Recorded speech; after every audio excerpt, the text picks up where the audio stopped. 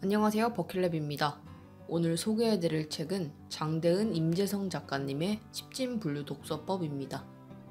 이 책은 버킷랩에서 운영하는 독서 모임 한 주 한 권에서 50번째로 함께 읽는 책입니다.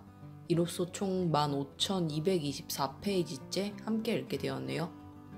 세상에 나온 지 약 3개월 정도 되는 따끈따끈한 신간도서인데요. 새해를 맞이하는 겸 독서법에 관한 신선한 책을 한 권 읽어보고 싶어서 함께 읽는 책으로 선정하게 됐습니다.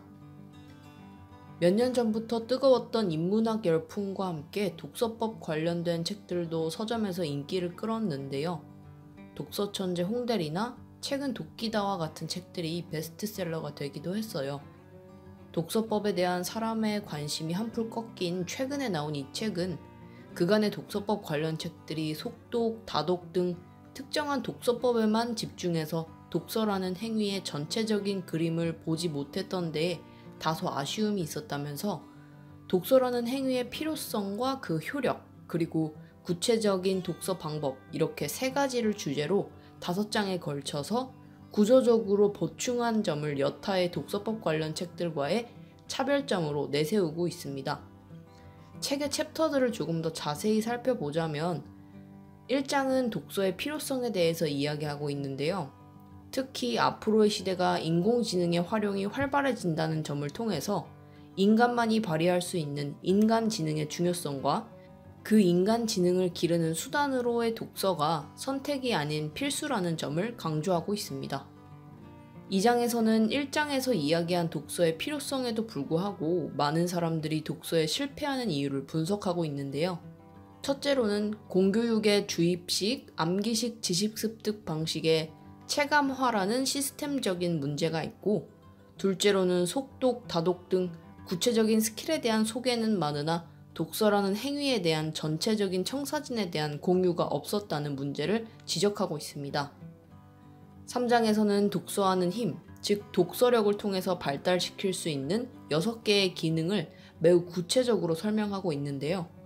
주도력, 이해력, 사고력, 표현력, 예측력, 관계력 이렇게 6가지 능력을 구체적으로 발달시키는 각각의 요소들을 작은 챕터에서 다시 한번 설명하고 있으니 독서의 효력에 대해서 디테일하게 알고 싶으신 분들은 3장을 집중적으로 읽어보시면 좋을 것 같습니다.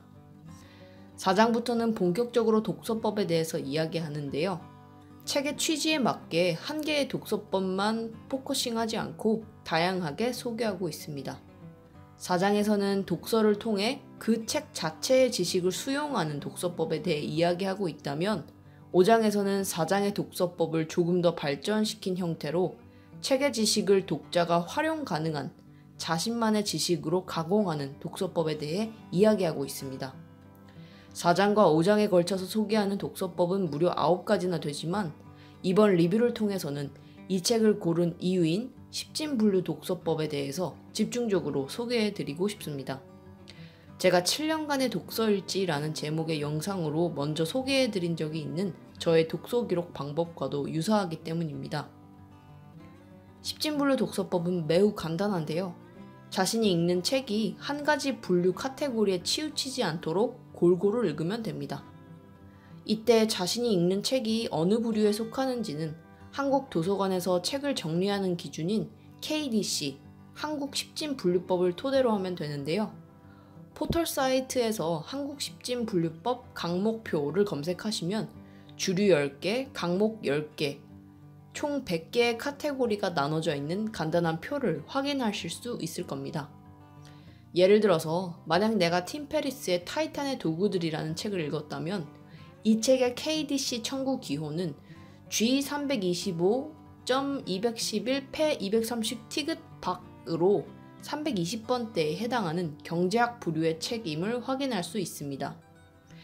이런 식으로 자신이 일정 기간 동안 읽은 책들의 KDC를 기록해두고 나중에 살펴보면 자신이 어떤 분야에 관심이 많은지, 조금 더 견문을 넓히고 싶다면 어떤 낯선 분야의 책을 살펴보면 좋을지에 대한 아이디어를 얻을 수 있는 것이죠.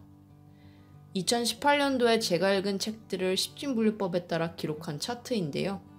전체 10개의 주류 중에서 3개의 분야나 한 권도 읽지 않았네요. 기술과학, 언어, 역사, 이 주제는 쉽게 손이 가지 않는 카테고리지만 올 2019년에는 한 권씩이라도 새로운 책들을 읽어볼 수 있도록 노력해보려 합니다. 새로운 연도가 시작된 만큼 각자 올 한 해 이루고 싶은 일들을 몇 가지 생각해 보셨을 것 같은데요.